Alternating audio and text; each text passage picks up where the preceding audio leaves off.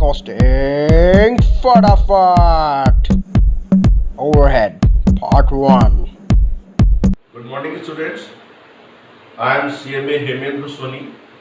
और जैसा कि हम लोगों ने अपने पिछले लेक्चर में प्रॉमिस किया था मैंने कि जैसे जैसे स्टूडेंट्स की डिमांड आती जाएगी, किन चैप्टर्स में उनको प्रॉब्लम है, उन सारे प्रॉब्लम्स पर मैं वीडियोस लेकर आऊँगा।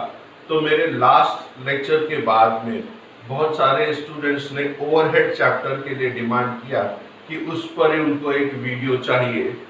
तो मैंने उस पर एक वीडियो सोचा कि आपके लिए बना दें, which will be helpful for your intermediate examination. और इस ओवरहेड चैप्टर से काफ़ी बड़ा चैप्टर है, काफ़ी इंपॉर्टेंट रोल प्ले करता है और ओवरहेड इटसेल्फ अपने आप कॉस्ट अकाउंटिंग में सबसे ज़्यादा इंपॉर्टेंट रोल प्ले करता है। तो चलिए आज शुरू करते हैं हम ओवरहेड चैप्टर को। जैसा कि आप सबको पता है कि हमारे एग्जाम्स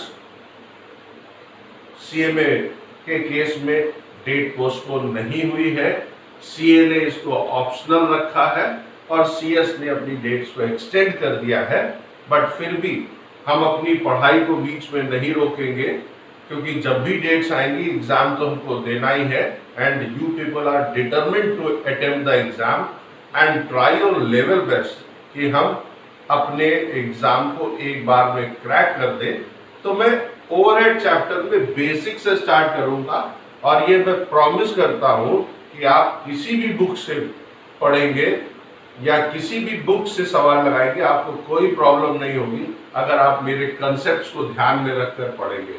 तो जब भी पढ़ाई करें तो पहले वीडियो देख ले, उसके कंसेप्ट्स को समझ ले और फिर उन्हीं कंसेप्ट्स को ध्यान में रख के क्वेश्चंस को अटेम्प्ट करें, तो आपको सफलता जरूर मिलेगी।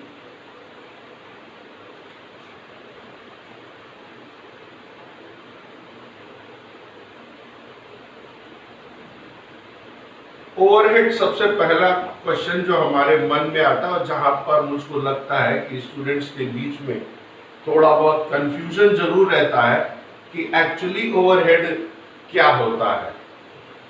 उस ओवरहेड की डेफिनेशन से पढ़ने से पहले हम अपने थोड़ा सा बेसिक्स में जाएं कि जब हम प्रोडक्ट की कॉस्ट की बात करते हैं तो किसी भी प्रोडक्ट की कॉस्ट के 3 एलिमेंट्स होते हैं और इन 3 एलिमेंट्स में से, एलिमेंट्स का मतलब है कि जिन चीजों से मिलकर हमारी कॉस्ट असर्टेन की जाती है, उन 3 चीजों में first element is material, second one is labour and third one is expenses.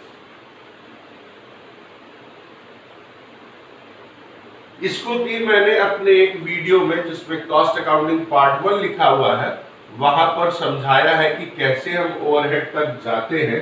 लेकिन एक क्विक उसमें फटाफट करने के लिए हम लोग एक बार फिर से देख लेते हैं। अब ये मटेरियल 2 तरह का होता है, डायरेक्ट मटेरियल और इनडायरेक्ट मटेरियल। सिमिलरली लेबर भी 2 तरह की होती है, डायरेक्ट और इनडायरेक्ट लेबर। और इसी तरह से एक्सपेंसेस, डायरेक्ट और इनडायरेक्ट एक्सपेंसेस। अब आप सबके मन में क्वेश्चन स्टार्ट हो गया होगा कि सर सबसे बड़ा प्रॉब्लम होता है कि what is the difference between direct and indirect. ये जो डायरेक्ट मटेरियल है, इनडायरेक्ट मटेरियल है, या ये डायरेक्ट लेबर और इनडायरेक्ट लेबर है, इनमें हम कैसे डिफरेंशिएट करेंगे और कैसे हमको पता चलेगा, कैसे हम डिसाइड करते हैं कि ये डायरेक्ट और इनडायरेक्ट है।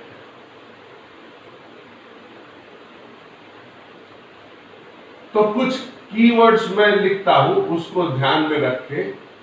आइडेंटिफेबल, जिन चीजों को हम आइडेंटिफाई कर सकते हैं, जिन चीजों को हम आइडेंटिफाई कर सकते हैं मतलब जिनको हम बता सकते हैं, तो आइडेंटिफाई कर सकते हैं तो हम उसको मेजर भी कर सकते हैं।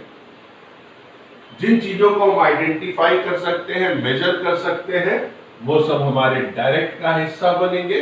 और जिन चीजों को हम आइडेंटिफाई नॉट आइडेंटिफिएबल, मतलब जिसको हम आइडेंटिफाई नहीं कर सकते हैं, या नॉट एग्जैक्टली मेजरेबल, और ना ही हम उनकी एग्जैक्ट मेजरमेंट कर सकते हैं, तो वो सारी चीजें कहलाएंगी डायरेक्ट, जिनको आइडेंटिफाई और मेजर कर सकते हैं, और जिनको नहीं कर सकते हैं वो कहलाएंगे इनडायरेक्ट।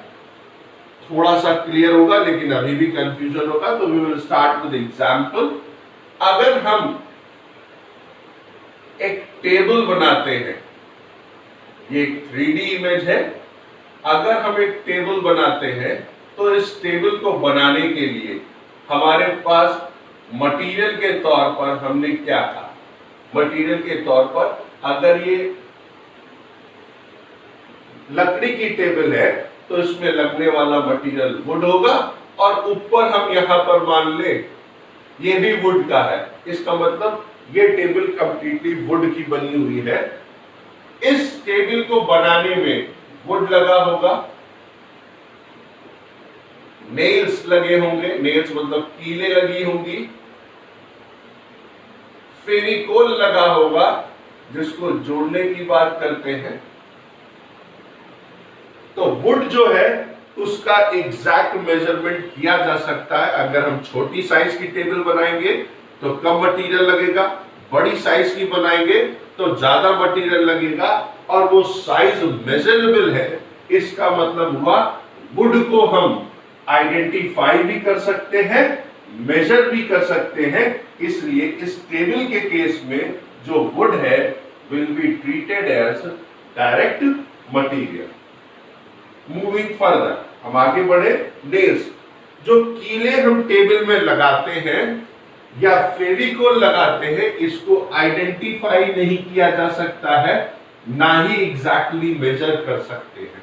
क्योंकि जब टेबल आपने कभी देखा हो, कारपेंटर टेबल बनाता है और माइका उसके ऊपर पेस्ट करता है, तो वो फटाफट फेविकोल लगाता जाता है, इररेस्पेक्टिव कि वो पहले निकाले, फिर उसको मेजर करे, फिर उसके बाद टेबल पर लगाए। क्यों नहीं? तो इसका मतलब ये जो फेविकोल है that is indirect material.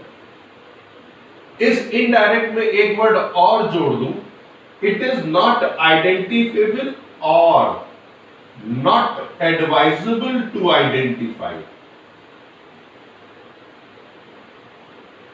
Not advisable to identify मतलब एक, हम जिसको आइडेंटिफाई कर नहीं सकते, या हम ऐसा एडवाइस नहीं करते, मानते नहीं कि उसको आइडेंटिफाई करना चाहिए।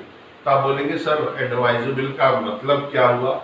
एडवाइजेबल का मतलब है किसी काम को करने पर, मान लिया फेविकोल लगाते, हमने कहा नहीं एग्जैक्टली मेजर करके आप 250 ग्राम्स लगाएंगे। अब आप मेजर करने के लिए एक आदमी डिप्लॉय करेंगे, मेजरमेंट मशीन डिप्लॉय करेंगे, तो जितना हम फेविकोल की कॉस्ट को सेव नहीं करेंगे, उससे ज्यादा पैसा हम उसके मेजरमेंट में खर्च कर देंगे, then it is known as it is not advisable to identify। उसको एडवाइज करने की जरूरत नहीं है कि वो आइडेंटिफाई किया जाए। तो आई होप कि यहाँ पर आपको बात समझ में आई होगी, डायरेक्ट और इनडायरेक्ट की। And this is example of direct material और इनडायरेक्ट मटेरियल। सिमिलरली जब हम डायरेक्ट लेबर की बात करें तो इस टेबल को बनाने में दो लोगों की जरूरत पड़ी होगी, जिसको हम लेबर कहेंगे, कारपेंटर की, और कारपेंटर के साथ जो आदमी उसकी हेल्प करता है, जिसको हम लोग बोलते हैं हेल्पर। तो जो कारपेंटर है वो टेबल पर काम करता है और हेल्पर बहुत सारे काम करता है। आपने देखा वो बीच में सफाई भी करता रहता है, फिर ये सामान उठाकर उधर भी रखता है। इसका मतलब जो कारपेंटर है उसकी सैलरी, उसके वेजेस को हम आइडेंटिफाई कर सकते हैं, क्योंकि वो हमको क्या होता था, साहब एक टेबल बनाने का हम 2000 रुपए लेंगे इस साइज की अगर टेबल होगी। लेकिन जो उसके साथ हेल्पर होता है वो कई सारे काम करता है, जिसको आइडेंटिफाई कर पाना पॉसिबल नहीं होता है, वो कहलाता है हमारा indirect labour. Similarly for direct expenses and indirect expenses. ये सब हम लोगों ने अपने पिछले वीडियो में पढ़ा हुआ है। अब एक चीज और, जितनी भी चीजें डायरेक्ट है आर चार्जेबल टू प्रोडक्ट।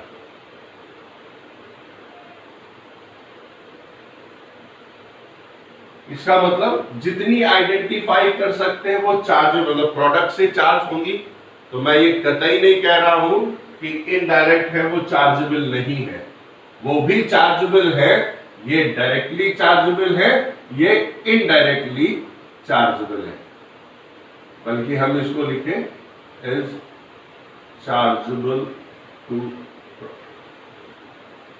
अब आप कहेंगे सर आपने दोनों में चार्जेबल वर्ड लिखा, और इसी को हम फर्दर अभी आगे एक्सप्लेन करेंगे जब हम वर्ड्स अपोर्शनमेंट, एलोकेशन और एब्जॉर्प्शन में डिफरेंस समझेंगे, तब हम इस बात को इस यहां से लिंक करेंगे कि हम कैसे इस बात को समझें। अगर हम सारे डायरेक्ट मटेरियल, सारे डायरेक्ट कंपोनेंट, तो सारे डायरेक्ट कंपोनेंट्स कौन से हुए? डायरेक्ट मटेरियल, डायरेक्ट लेबर और डायरेक्ट एक्सपेंस को ऐड कर दें तो this is called prime cost. और इसी तरह से अगर हम सारे इनडायरेक्ट्स को ऐड कर दें तो वी विल गेट ओवरहेड्स। इसका मतलब इतना पढ़ने के बाद आप समझ गए what is overhead is a sum of all indirect material, indirect labour, indirect expenses. अब हम इसको और डेफिनेशन को अच्छा करें कि इनडायरेक्ट में हमने पढ़ा था कि which is not identifiable, which is not exactly measurable। तो डेफिनेशन और आगे बढ़ाएंगे। Overhead is what? Is a sum of indirect material, labour and indirect expenses. ये सारे ज्यादातर स्टूडेंट्स अपने एग्जाम में लिखेंगे, बट उसको और स्पेसिफिक बनाने के लिए which is not identifiable and is not exactly measurable is and is charge to product. तो ओवरहेड्स क्या हो गए? सारे इनडायरेक्ट का सम हो गया, और इनडायरेक्ट की डेफिनेशन थी कि वो आइडेंटिफिएबल नहीं होते हैं और उनको एग्जैक्टली मेजर नहीं किया जा सकता है। तो हमने इसको प्राइम कॉस्ट को ओवरहेड्स में जोड़ दें, then you will get total cost. अब हम लोग इसके आगे नहीं पढ़ते क्योंकि हमारा आज का चैप्टर क्या है? ओवरहेड्स पर है, और इस ओवरहेड्स को हम लोग आगे बढ़ाते हैं। अब जब हम ओवरहेड्स की बात करते हैं तो ओवरहेड्स में हमने ये समझ लिया कि जिनको आइडेंटिफाई नहीं कर सकते हैं। तो दो तीन वर्ड्स जो बहुत कॉमनली यूज होते हैं, one is apportionment, one is allocation and one is absorption।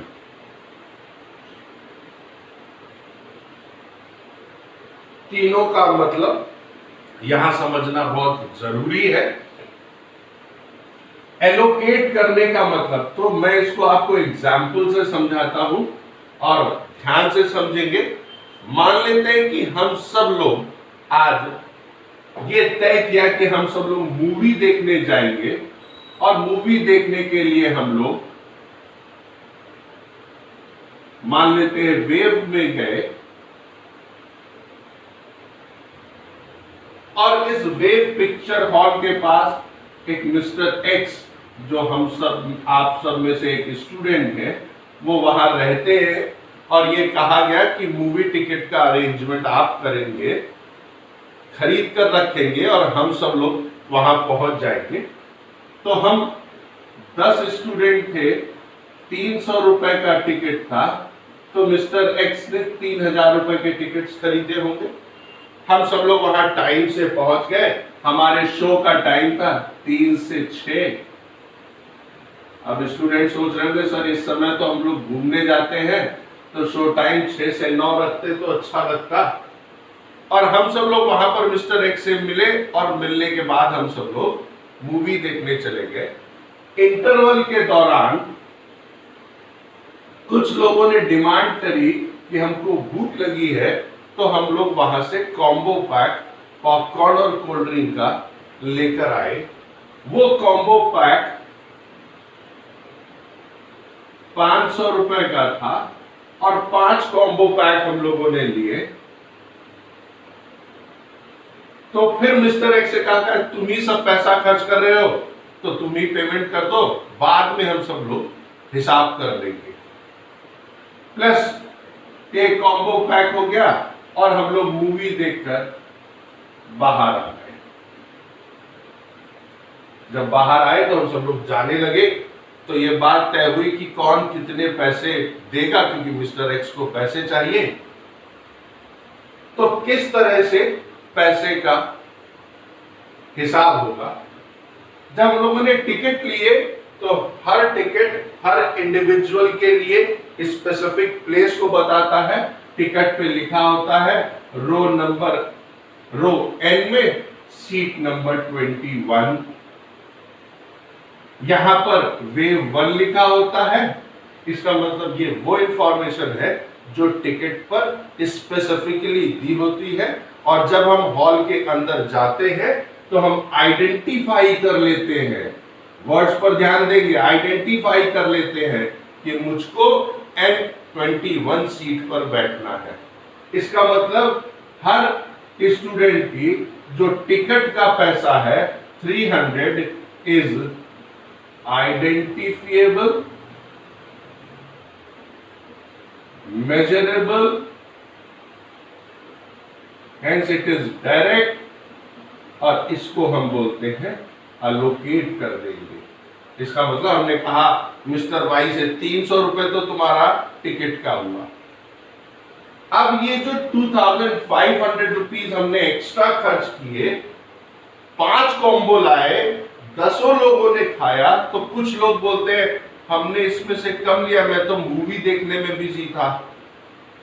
तो एक ने कहा कि 2500 खर्च हुए, हम 10 लोग हैं, इसका मतलब हर स्टूडेंट को 250 रुपीज और देने चाहिए।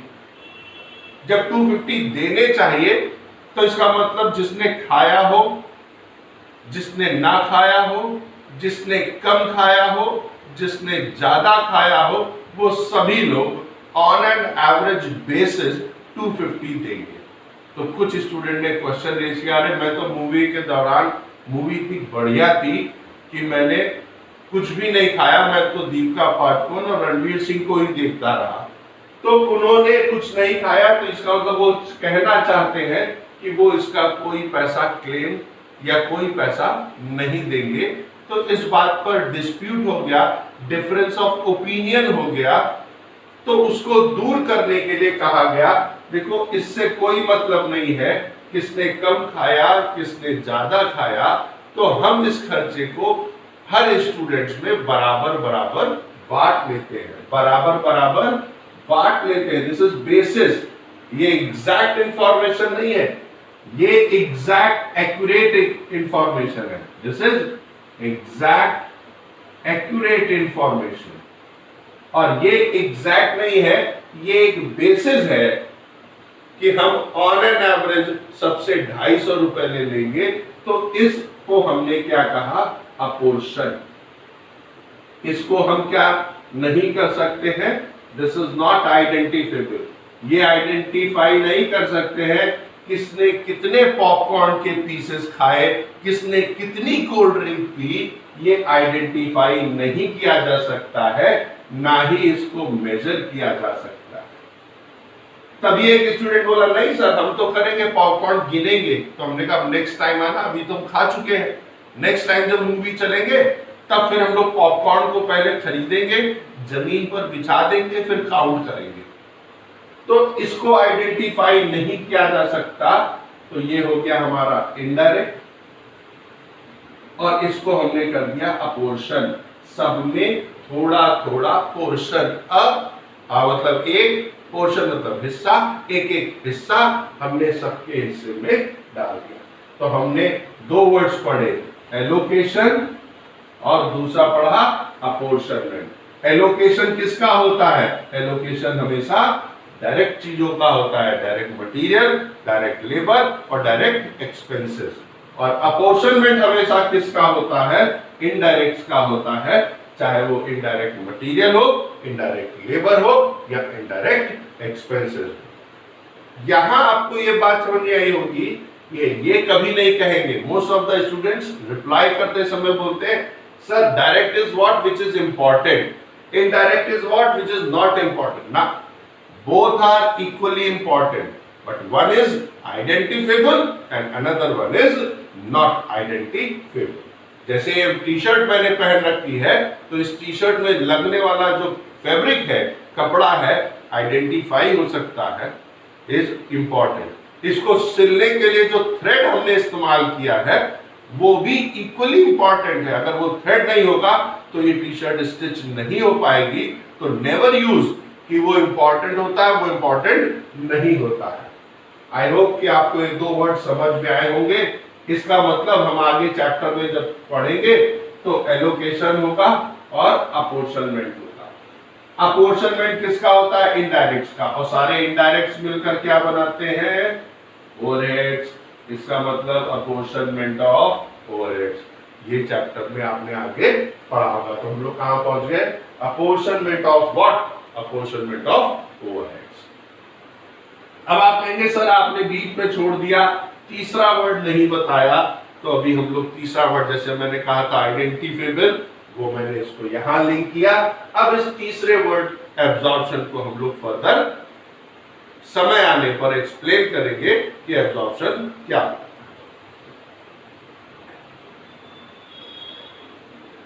इसका मतलब जितने भी खर्चे जो कॉमन होते हैं, जिनको कि आइडेंटिफाई प्रोडक्ट वाइज कर पाना पॉसिबल नहीं होता है, उन सारे एक्सपेंडिचर को हम लोग अपोर्शन करेंगे। अब अपोर्शन करने के लिए, जैसे अभी मैंने कहा कि in case of popcorn and cold drink, हम सब ने खाया, इररेस्पेक्टिव किसने कम खाया किसने ज्यादा खाया, तो हमने एक बेसिस बनाया। वो हमने कहा इक्वल कर दो सब में। सिमिलरली मान ले 4 स्टूडेंट्स फैजाबाद से पढ़ने दिल्ली आते हैं और एक रूम हायर करते हैं जहां पर उनको रहना है,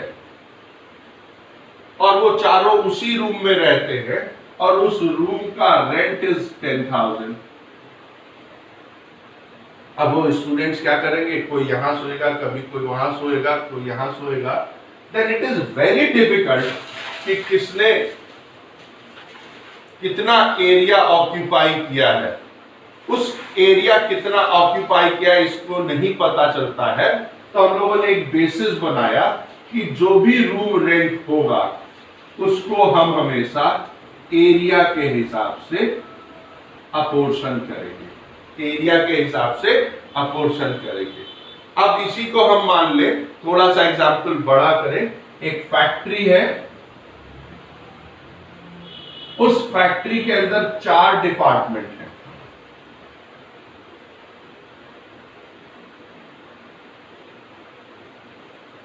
और इस फैक्ट्री का रेंट 1 लाख रुपए है और ये सारा स्पेस इन चारों डिपार्टमेंट के द्वारा ऑक्यूपाइड है। और सबका एरिया, हर डिपार्टमेंट का एरिया अगर सेम है, देन 1 लाख को हम डिवाइड कर देंगे 4 से, तो 25,000 रुपए अपोर्शन कर देंगे रेंट का। इसका मतलब जब भी हम डिपार्टमेंट वाइज कोई एनालिसिस करेंगे, कैलकुलेशन करेंगे, तो रेंट डिपार्टमेंट का 25, D2 का भी 25, D3 का भी 25 और D4 का भी 25। लेकिन थोड़ी देर के लिए मान लेते हैं डिपार्टमेंट D1 में 2000 स्क्वायर फीट, डिपार्टमेंट D2 में 3000 स्क्वायर फीट, डिपार्टमेंट D3 में 4000 स्क्वायर फीट और डिपार्टमेंट D4 में 1000 स्क्वायर फीट। ये हमने एरिया ऑक्यूपाई कर रखा है। तो टोटल एरिया कितना हो गया? 3 2 5 4 9 और 1 10,000 स्क्वायर फीट। अब हर डिपार्टमेंट का एरिया अलग है, लेकिन टोटल फैक्ट्री का रेंट इज 1 लाख। अब इस 1 लाख को बांटने का हमने बेसिस बनाया on the basis of area occupied. इसका मतलब 1 लाख को हम 2:3:4:1 के रेशियो में क्या कर देंगे? वर्ड्स का प्रॉपर इस्तेमाल कर देंगे, अपोर्शनमेंट कर देंगे। किसमें? चारों डिपार्टमेंट्स में, D1, D2, D3 and D4। It means कि जब भी हम अपोर्शनमेंट की बात करेंगे तो अपोर्शनमेंट के लिए हमको कुछ एक बेसिस डेवलप करना पड़ेगा। अब लास्ट में इसको हम लोग फर्दर आगे अपने वीडियोस में देखेंगे। जाते जाते मैं आपको एक क्वेश्चन पूछ कर जा रहा हूं। उस क्वेश्चन को ध्यान से सोचें, घर पर पढ़ें और पढ़ने के बाद मेरे को जवाब देंगे। नेक्स्ट वीडियो में जब भी हम लोग आएंगे तो वीडियो को बनाने के लिए हम लोग आपसे पूछेंगे, उस क्वेश्चन का जवाब देंगे कि इनडायरेक्ट मटेरियल को, क्वेश्चन को नोट करें, इनडायरेक्ट मटेरियल को किस बेसिस पर अपोर्शन करना चाहिए। तो आज का क्वेश्चन हो गया, इनडायरेक्ट मटेरियल को अपोर्शन करने का क्या बेसिस होना चाहिए। फर्दर इसका आंसर मैं अपने नेक्स्ट वीडियो में दूंगा। अगर आपको मेरा वीडियो पसंद आया हो तो लाइक करें, सब्सक्राइब करें और मैं अपने YouTube चैनल हेमेन सोनी पर आप सबको फिर से बेस्ट ऑफ लक बोलता हूं फॉर द एग्जामिनेशन। ऐसे ही मुझको अपनी क्वेरीज भेजते रहे, मैं आपकी क्वेरीज को रिजॉल्व करने के लिए उनका वीडियो शॉर्टकट में जो एग्जाम के पॉइंट ऑफ व्यू से जरूरी हो, प्रैक्टिकल क्वेश्चंस पर बना कर डालता रहूंगा। Till then, goodbye, thank you so much.